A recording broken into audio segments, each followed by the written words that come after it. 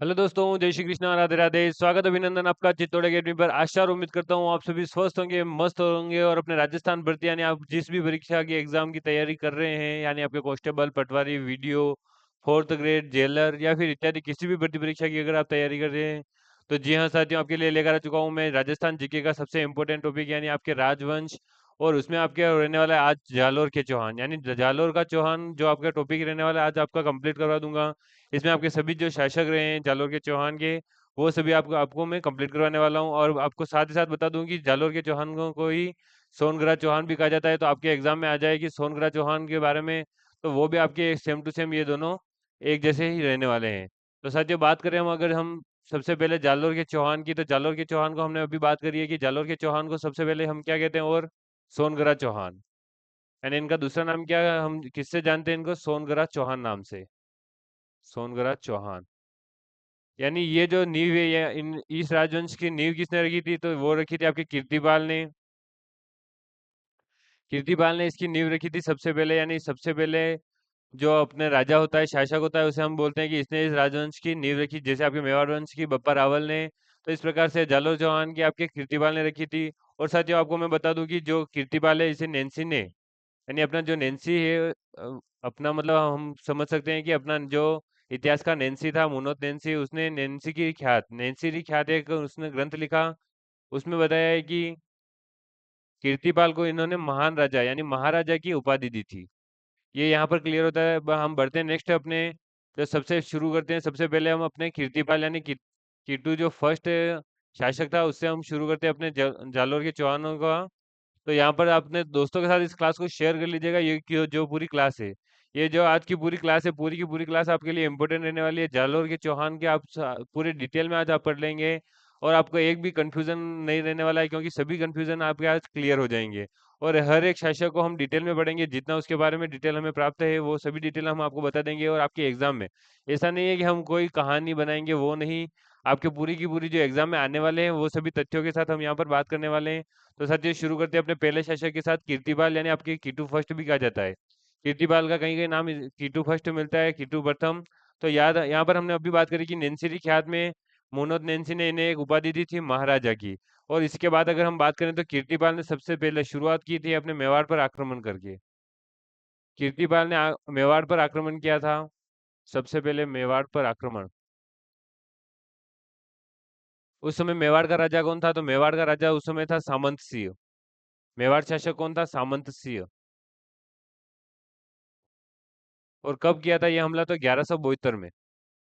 1172 ईस्वी में सामंत सिंह के टाइम पे कीर्तिपाल ने मेवाड़ पर सबसे पहले आक्रमण किया और मेवाड़ पर अधिकार कर लिया। क्योंकि यहाँ पर सामंत सिंह की जो पराजय हुई थी उसमें फिर कीर्तिपाल ने, यानी जो अपने जालोर चौहान था, जालोर का चौहान, उसने मेवाड़ पर फिर अधिकार कर लिया। और उसके बाद 1179 में, 1179 में जो मेवाड़ शासक था कुमार सिंह, यानी सामंत सिंह का छोटा भाई था, उन्होंने वापिस कीर्तिपाल पर आक्रमण करके मेवाड़ पर पुनः अधिकार कर लिया अपना। इस प्रकार से मेवाड़ जो 1172 से 1179 के बीच में, यानी लगभग देखिए 7 साल के लिए कीर्तिपाल के शासन में रहा था। इसको हम एक बार इस अगर माइंड मैप से समझे, मैप बनाकर समझे, तो देखिए कि 1172 में कीर्तिपाल ने आक्रमण किया था। और उस समय राजा कौन था मेवाड़ का, सामंत सिंह। तो इन्होंने इसके ऊपर आक्रमण करके अधिकार कर लिया। तो इसमें जीत किसकी हुई, कीर्तिपाल की। पर बाद में इसका सामंत सिंह के भाई थे कुमार सिंह। कुमार सिंह ने वापिस 79 में, 79 में आक्रमण करके वापिस अपने मेवाड़ पर पुनः अधिकार कर लिया। नेक्स्ट अगर बात करें हम समर सिंह चौहान, यानी अपने कीर्तिपाल के बाद जो उत्तराधिकारी बनते हैं अपने जालोर के चौहान, यानी आपके सोनग्राह चौहान में, तो वो कौन होते हैं, आपके समर सिंह चौहान। समर सिंह चौहान के बारे में क्या डिटेल है, तो इनकी डिटेल है कि सबसे पहले इन्होंने क्या किया था, जालोर दुर्ग में जो सर्वाधिक निर्माण करवाए, जालोर दुर्ग में सर्वाधिक निर्माण कार्य करवाए थे इन्होंने।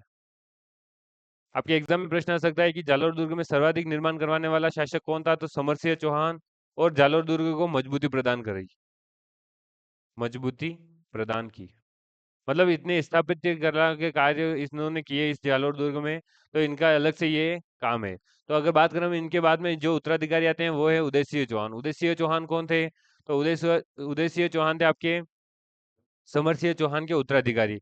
और इन्हीं के समय, यानी इनका जो डिटेल है, इनकी डिटेल क्या है कि इन्हीं के समय सबसे पहले जालोर पर फर्स्ट आक्रमण हुआ, मुस्लिम आक्रमण। जालोर पर फर्स्ट मुस्लिम आक्रमण, मुस्लिम आक्रमण किसके समय में हुआ? तो उदय सिंह चौहान के समय में। और कब हुआ? तो 1228 में, 1228 ईस्वी में। और किसने किया? आपके प्रश्न आ सकता है कि सबसे पहले जो मुस्लिम आक्रमण करता था, जिसने अब जालोर पर आक्रमण किया, वो कौन था? तो वो था गुलाम वंश का शासक। गुलाम वंश का शासक, नाम क्या था उसका? इल्तुतमिश। इल्तुतमिश सबसे पहले आक्रमण किया, किसके समय में किया? उदय सिंह चौहान। देखिए, चीजें आपकी क्लियर होनी चाहिए। अगर आपको कहीं पर नहीं समझ में आ रहा है तो आप कमेंट में जरूर बताएं, मैं उसको वापस क्लियर करूंगा आपके। और अगर मैं मेरी पूरी कोशिश कर रहा हूँ कि आपको समझा सकूं, हर एक चीज को आपको डिटेल में बता सकूं मैं, तो ये पूरी कोशिश रहेगी। पर अगर फिर भी कहीं पर अगर गलती हो रही हो तो मैं, आप कमेंट में बताएं, मैं उसको सुधार जरूर करूंगा और आपके सामने वापस उसका सही से जो आपका उत्तर मिलेगा आपको, वो बिल्कुल बिल्कुल सही मिलेगा। तो अगर बात करें हम इनके बाद, यानी इल्तुतमिश का आक्रमण हो गया उदय सिंह चौहान के समय में, तो इनके बाद जो उत्तराधिकारी थे जालोर के चौहान, यानी सोनगुरा चौहान के, तो वो थे आपके चाचिक चौहान। चाचिक चौहान क्या थे? तो इनके समय में जालोर पर कोई आक्रमण नहीं हुआ। जालोर पर आक्रमण नहीं हुआ, एक भी आक्रमण इनके समय में नहीं हुआ। तो इनकी ज्यादा कोई डिटेल है नहीं, आक्रमण नहीं, यहाँ पर ये क्लियर हो जाता है। नेक्स्ट आ जाएंगे आपके सामंत सिंह चौहान। तो सामंत सिंह चौहान कौन थे? तो इनके समय में वापिस से गुलाम वंश के शासक, गुलाम वंश के शासक। इस समय शासक कौन बन गया था? ये था शासक आपके बलबन। अगर आपने भारत की हिस्ट्री पढ़ी हुई है तो इसमें आपको सभी पता होगा कि इल्तुतमिश कौन था, बलबन कौन था, वो किस समय आया, इसके बाद में कौन आया, ये सभी आपको पता होगा। अगर इसके समय की बात करें तो इसका समय हो जाएगा आपके 1281 से 1282। ये पूरा हो गया आपके कि इस समय किसने आक्रमण किया। देखिए, ये स्वयं नहीं आया था, इसने एक सेनापति को भेजा था यहाँ पर, और सेनापति का नाम था नूर मोहम्मद। नूर मोहम्मद ने जालोर पर आक्रमण किया। और जो जालोर शाखा है, सबसे महत्वपूर्ण शासक रहे इसके बाद, यानी सामंत सिंह चौहान के बाद आते हैं इनके उत्तराधिकारी कानर देव चौहान। कानर देव चौहान कौन थे? तो ये सबसे महत्वपूर्ण शासक थे अपने चौहान वंश में, जालोर की चौहान वंश में, कान्हड़ देव चौहान। तो यहाँ पर अगर हम अब आगे बढ़ेंगे, सबसे महत्वपूर्ण जो शासक थे कान्हड़ देव चौहान के बारे में, इनका शासनकाल रहा आपके 1305 से 1311।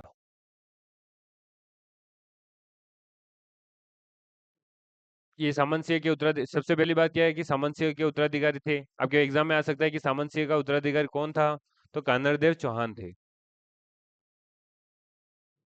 उत्तराधिकारी। नेक्स्ट आ जाएगा कि इनके मध्य, यानी जो कान्हड़ देव चौहान सबसे इंपोर्टेंट राजा बने, तो क्यों बने? क्योंकि इनके समय में जो खिलजी वंश का एक शासक था, खिलजी वंश का शासक अलाउद्दीन खिलजी, जिसने अपने राजस्थान में चित्तौड़, रणथंभौर, जालोर, सिवाना आदि पर जो आक्रमण किया था, उस समय ये कन्नर देव चौहान के समय इन्होंने जालोर पर, यानी अलाउद्दीन खिलजी ने जालोर पर आक्रमण किया था। 2 बार आक्रमण किया जालोर पर। दोनों हम डिटेल में पढ़ेंगे। एक बार हम देख लेते हैं कन्नर देव चौहान का और जो खिलजी के मध्य जो युद्ध हुआ, इनका कारण क्या था। यानी युद्ध के कारण होते हैं तभी, देखिए उस समय तो वैसे तो सबसे पहला ही कारण क्या था कि इन मुस्लिम आक्रांताओं की, या फिर कोई और भी तुर्की आक्रांता जो भी आता था, तो उनकी सबसे महत्वपूर्ण कारण था कि साम्राज्यवादी, यानी इनका जो साम्राज्य बढ़ाने के लिए ये क्या करते थे, दूसरे छोटे छोटे राज्यों पर आक्रमण करते थे और उसको अपने अधिकार में ले लेते थे। तो यहाँ पर अगर हम बात करें कि सबसे पहले जो प्रथम कारण इनको बताया जाता है, यानी अपने जो ग्रंथ मिलते हैं इतिहास के, उसमें सबसे पहला ग्रंथ कौन सा मिलता है, मतलब ग्रंथ में कारण क्या मिलता है? तो कारण आ जाएगा सबसे पहले कि 1298-99 की बात है। 1298-99 में अलाउद्दीन खिलजी की सेना सेना कहाँ से लौटी थी? गुजरात आक्रमण करके गुजरात से लौट रही थी। यानी लौटते वक्त जो जालोर के सेनापति थे उस समय, लौटते वक्त जालोर के सेनापति का नाम अगर आपसे पूछ ले तो वो नाम हो जाएगा आपके जेता देवड़ा।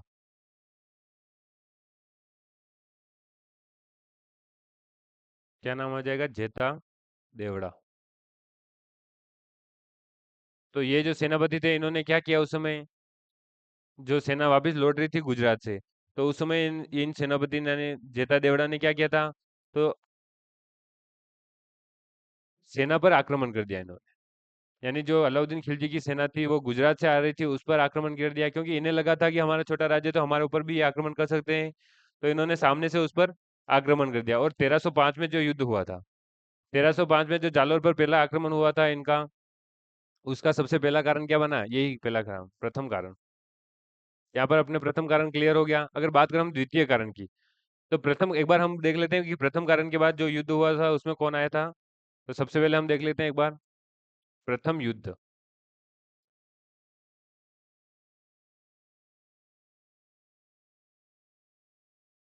देखिए, प्रथम युद्ध हुआ था आपके 1305 में।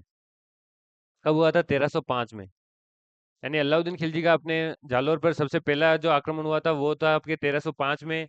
और उनका जो जो खिलजी का सेनापति था, तो उस समय खिलजी का सेनापति का नाम क्या था? सेनापति इसका खिलजी का सेनापति, अभी खिलजी के सेनापति की बात करें तो वो हो जाएगा आपके एन उल मुल्क मुल्तानी। एन उल मुल्क मुल्तानी। यानी इस सेनापति ने सबसे पहले जो गुजरात सॉरी जालोर पर आक्रमण किया था 1305 में। और आक्रमण का कारण हम अभी जान चुके हैं। और इसमें जो शर्त लगी थी, यानी इस सेनापति ने एक शर्त लगाई थी, जालोर के सामने एक शर्त रखी थी कि जो कान्हड़ देव का जो पुत्र है, कान्हड़ देव का पुत्र, पुत्र का नाम क्या है? पुत्र का नाम हो जाएगा वीरमदेव। वीरमदेव जो सबसे वीर कहलाए वीरमदेव थे। तो वीरमदेव को क्या करना था कि अलाउद्दीन के दरबार में, अलाउद्दीन खिलजी के दरबार में दिल्ली भेजना था। दरबार में दिल्ली रहेगा, ये सबसे पहली इनकी शर्त रही। तो इसके बाद जो खिलजी ने सिवाना पर आक्रमण किया, कब किया था सिवाना पर आक्रमण? 1308 में।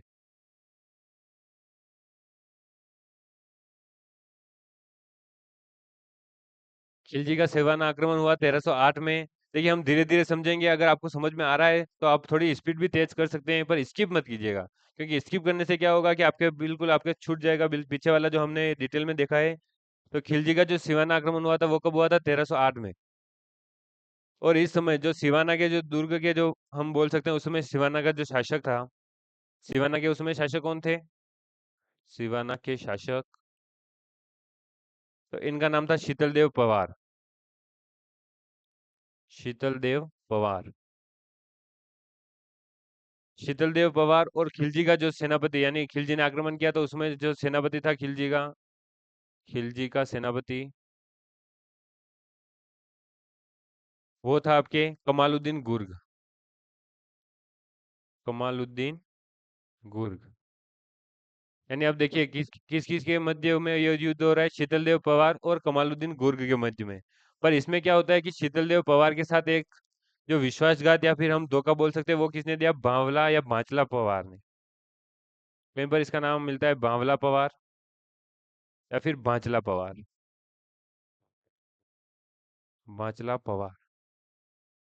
तो इसने धोखा कैसे दिया, फिर या इसने विश्वासघात कैसे किया? तो यहाँ पर जो एक तालाब था सिवाना में, बांडलाव तालाब, बांडलाव तालाब, इसको इसने दूषित कर दिया था, अपवित्र कर दिया था।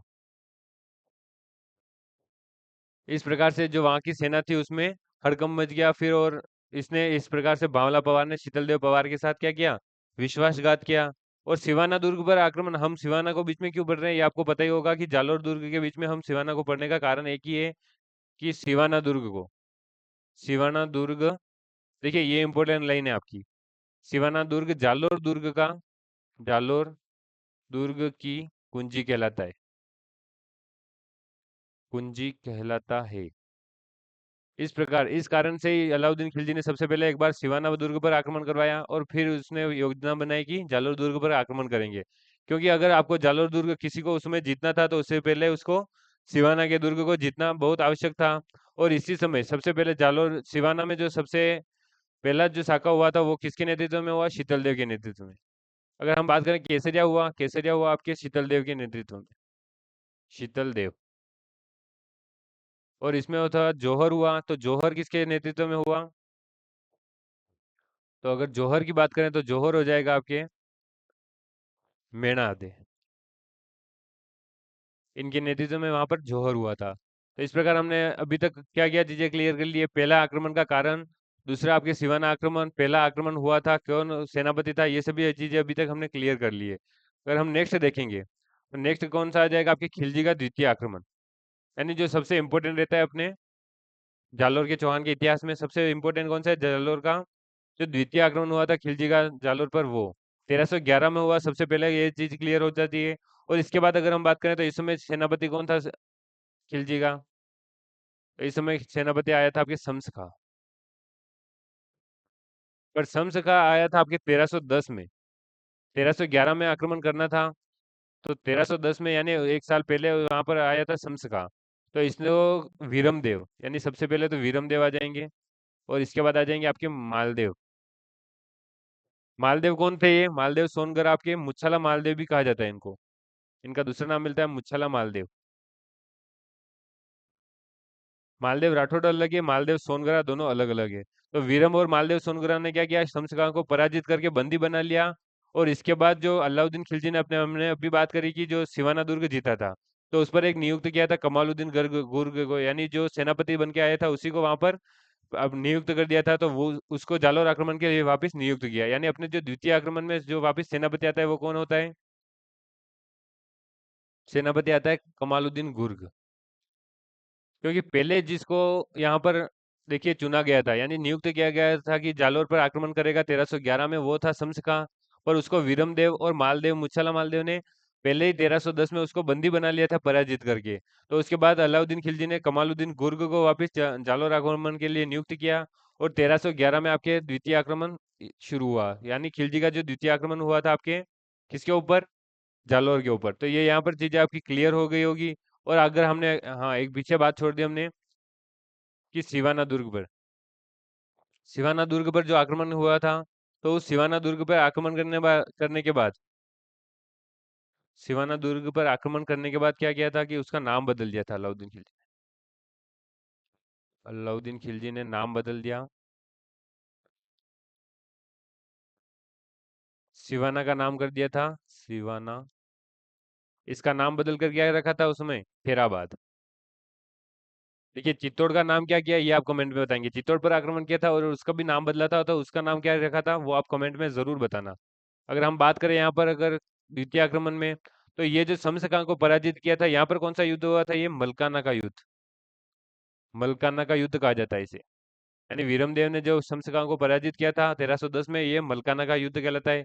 नेक्स्ट क्वेश्चन हो जाएगा आपके सामने जालोर का युद्ध या राय का युद्ध और 1311। यानी हमने अभी बात करी कि द्वितीय आक्रमण आपके 1311 में हुआ, तो इस समय जो युद्ध हुआ था उसका नाम क्या है, जालोर का युद्ध कहा जाता है उसे, या फिर राय का युद्ध। देखिए राय का युद्ध कहने जाने के पीछे इसकी एक पूरी स्टोरी है।